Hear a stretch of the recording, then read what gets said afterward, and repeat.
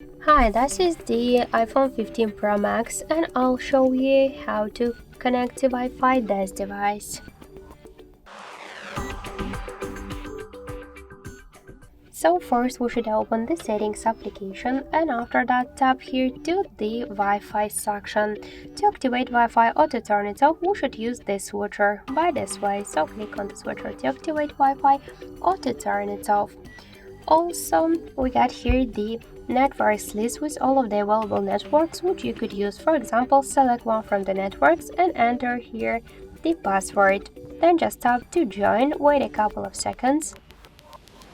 And after that we could see that we just successfully connected to this network. You could use also another network, enter the password and connect, and after that you could switch between these networks.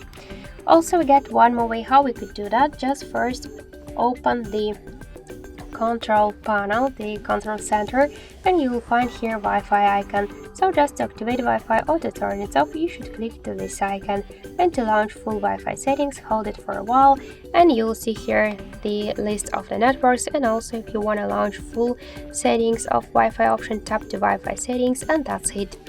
So thank you guys for watching, and if you find this video helpful, leave thumbs up and subscribe our channel.